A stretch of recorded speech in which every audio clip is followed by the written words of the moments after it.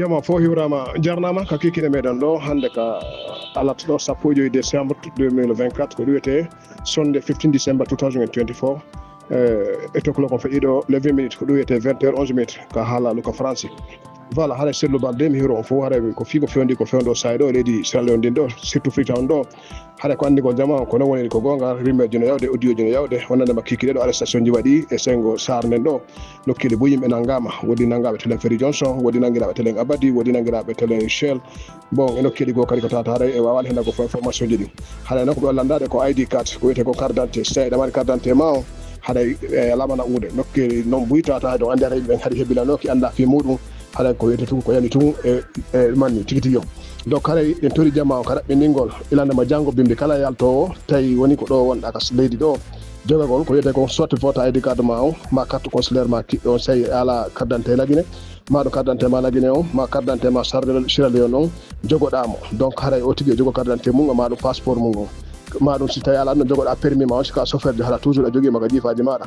donc haɗa ɗum noon ko fi honnu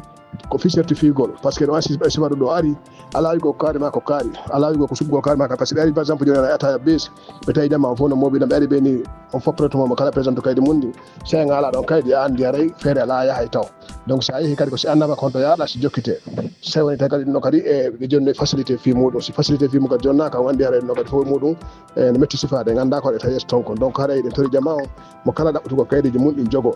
haɗa ɗon andi sahay ko carte yettana ɗo ɓay carte consulaire ala arda e ndi leydi fi wona yimɓe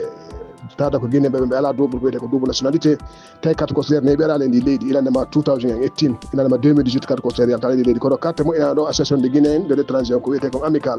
ɗen carte ɗe yeyama ɗo ɗe guerdama e jamma sodude ɗo ɗum jogo ha yimɓe nawɓe jaɓaɗe sodude carte jeɗen e leydi ndi fof hiɗe Freetown ɗo hiɗe e offline nokkiɗe ɓuyɗe woodi kono jamma o jaɓata affaire kaydi mi yetto goɗɗum kaydi natuma ha jeni so kaydi ɗaɓɓe goɗɗo ɗaɓɓa e kaydi jogo kaydi no ko way wonno ko way kanano no ɓuuri e yesso labango e sahaji go aɗa hara yesso gollata hara ko kaydi gollata naka woni o yesso gollirte donc kono hata jamma no certifié kaydi a wala goɗɗo so ala kaydi o heɓata doole donc haray ɗen tori jama watta ko yela kadi fota ɗuyta kadi e wowo yimɓeɓe kadi e sa heeɓi information wona wi ko yiiɗa guite maɗen kon tout si tawi a heeɓima hoola wolanama information ko ya hoolo so no kadi a hoolaki wolanɗoma haɗa a wolali donc haara yimɓe kadi waɗali wowo tumma kadi fennugo yimɓeɓe kadi e tata ko fi ko yimɓe kañum on tigui kañum andi ko haara piiji ɗi wela fi donc hay toon nde jeejidir jama o e woni ko ɗo wona e Congo saria o mo kala ka respecte saria leydi ndi toujours ɓe respecte ko sariyaji leydi ndi kala ka o tigui woni e leydi ko respecte sariyaji leydi ndi ɗon ɗe donc haray ɗum ɗo no fewndi fewndo sayro toɗi Allah yo Allah rippu seytaneji ɗin e rippa ɗum ɗo kamɓe minori ton e waɗa e heɓen chaba nafo ɓeydana jama on e ko wiyete kon ɓuttu e teddugama kala ka wonti fiino wawa wurde e ɓeygude mum ne e heɓa kadi e asike muɗum on donc haray ko woni moɗo se Allah no jaaɓi mi humpitoɗi o kadi mi arta moɗo inchallah haray noon e autorité Sengola Guinée o ɓe woni informé donc haray kamɓe kadi ilanama janggo woda goɗɗum koɓe wata no gasa e wawde wadde so tawi ɓe heeɓi possibilité mum par ce que ɗon andi e piiji ɗi so tawi yaada no haniri noon haɗay ɓe laafi donc haɗa yo Allah moƴƴinan en piiji ɗi hana mo kala jaɓa tigui tigui on golliri go ko wiyete ko saria o saria gollirama jama on tampa kono ko hakkindi kono so tawi tun gollirama doole haɗana saria haɗa wi e lowɗo on tampi yo Allah dandu en ɗum ɗo haɗa on fo wertanama on jarnama inchallah assalamu aleykum wa rahmatullahi wa barakatuh